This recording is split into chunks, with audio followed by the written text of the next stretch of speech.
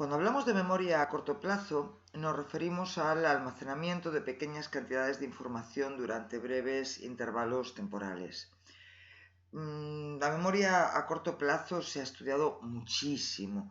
Se ha estudiado sobre todo a partir de material verbal, porque este material verbal es indiscutiblemente de una importancia básica para el ser humano. Somos seres verbales, somos seres en los que la comunicación lingüística es fundamental.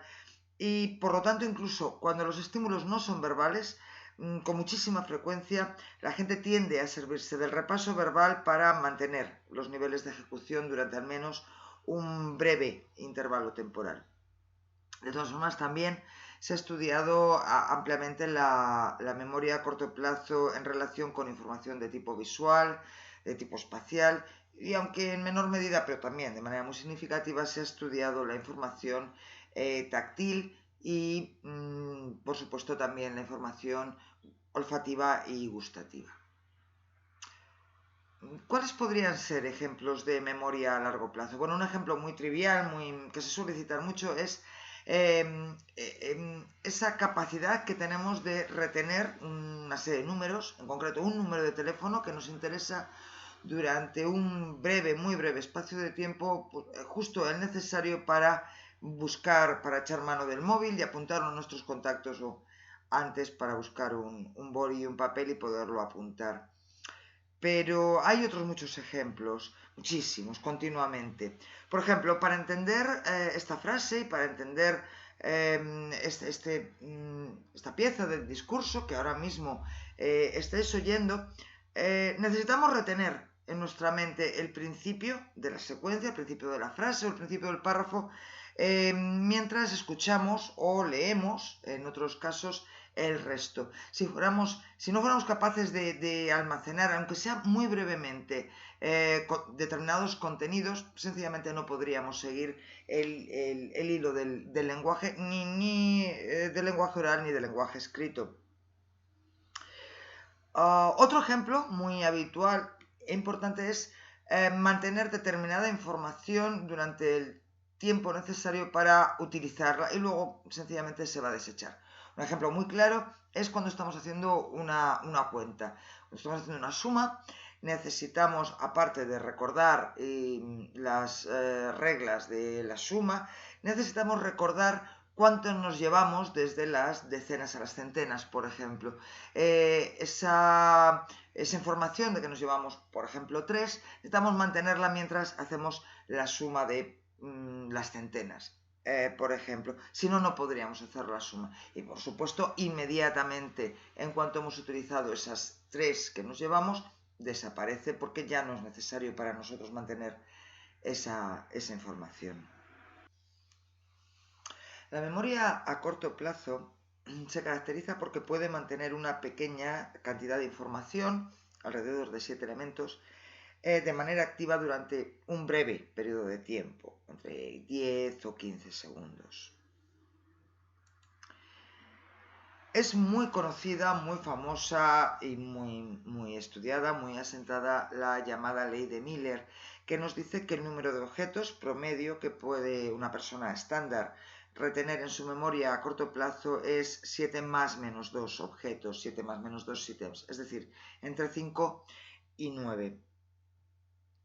Algunos autores incluso creen que en el individuo estándar esta cantidad de objetos es menor, pero en todo caso es bastante fácil de medir. Se trata simplemente de pedirle a un sujeto que vaya repitiendo una lista de palabras o de números, una lista creciente, hasta que empieza a cometer errores. Esta lista de palabras o de números tiene que consistir en números al azar y además sin repaso.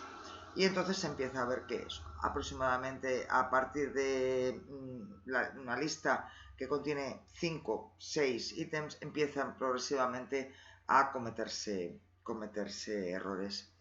De todas formas, las características de la información afectan al número de ítems que se pueden recordar. Un ejemplo, podemos recordar más cantidad de palabras si son breves, si son cortas, si son también muy cotidianas, muy usuales, o si se parecen en el sonido, también eso va a facilitar el recuerdo.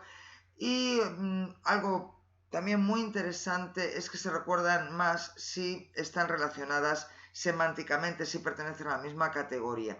Un ejemplo, si le pedimos a una persona que recuerde 7 palabras conocidas, cotidianas al azar, bueno, pues le va a costar un cierto esfuerzo, pero va a recordar mucho mejor esa lista de 7 palabras si se trata de 7 países también conocidos, por supuesto, y todavía le va a resultar muchísimo más fácil si en vez de ser 7 países al azar del mundo, son 7 países europeos con los cuales, al menos en nuestro contexto, vamos a estar más familiarizados.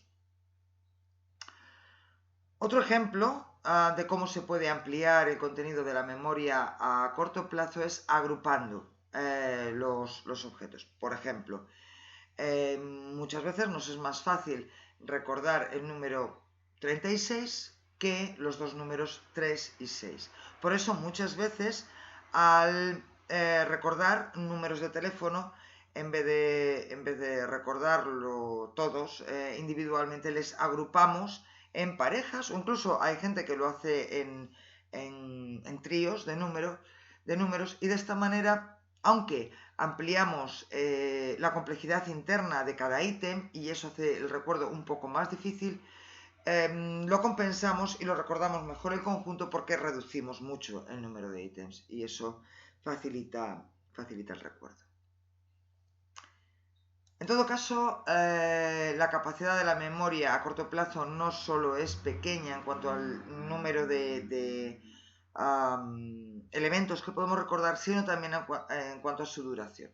La memoria a corto plazo decae aproximadamente en 15, 10, incluso segundos. Hay algunos ítems que se pueden retener más, se pueden retener incluso hasta un minuto dependiendo de su contenido o incluso dependiendo de algunos otros factores.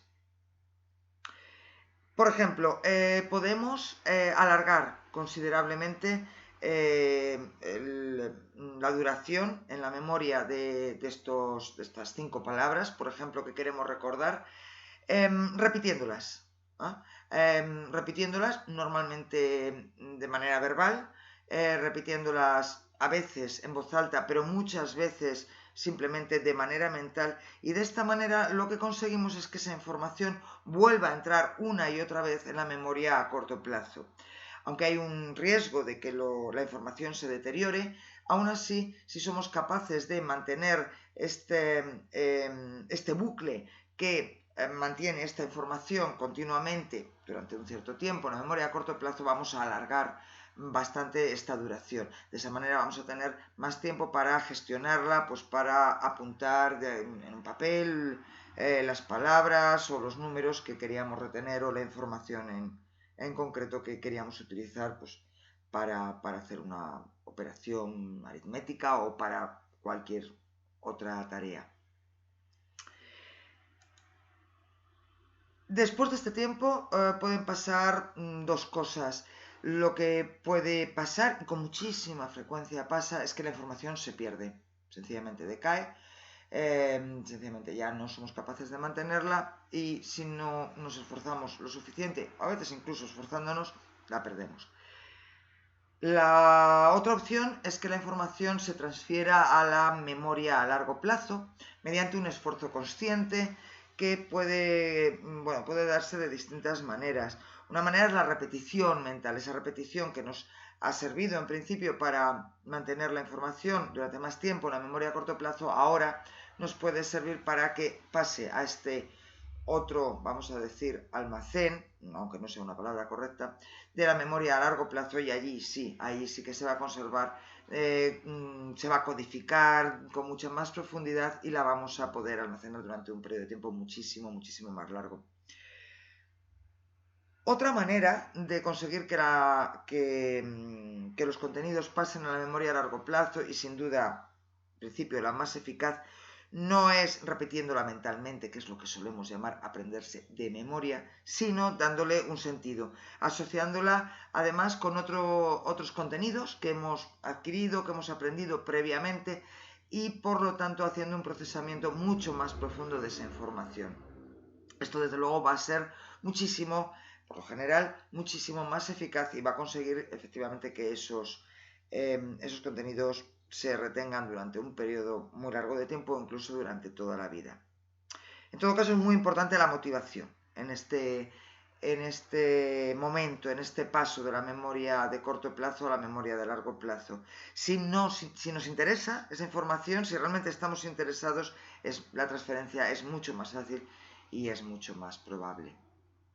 En la teoría multialmacén de Atkinson y Shiffrin, que es la que estamos siguiendo básicamente en esta exposición sobre la estructura de la memoria, a esta subestructura de la que estamos hablando se le llamaba memoria a corto plazo, que sigue siendo una denominación muy utilizada.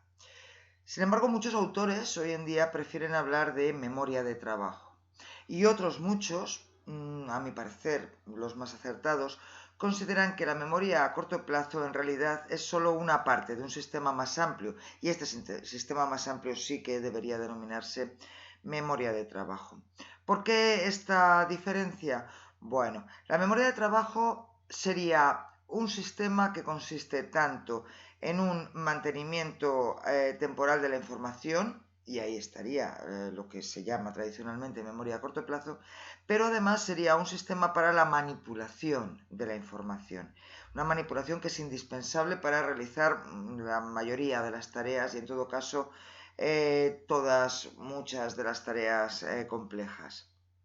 Además, este sistema de memoria de trabajo tendría la capacidad de recuperar la información de la memoria a largo plazo temporalmente. La memoria a largo plazo tiene muchísimos contenidos, como veremos, pero en cada momento utilizamos solo unos poquitillos de ellos.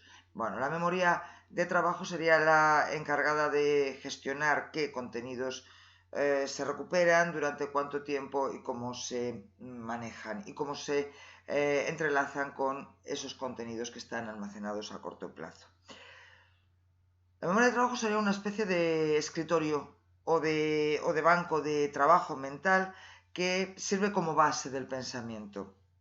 Sería la habilidad de recordar y procesar información al mismo tiempo.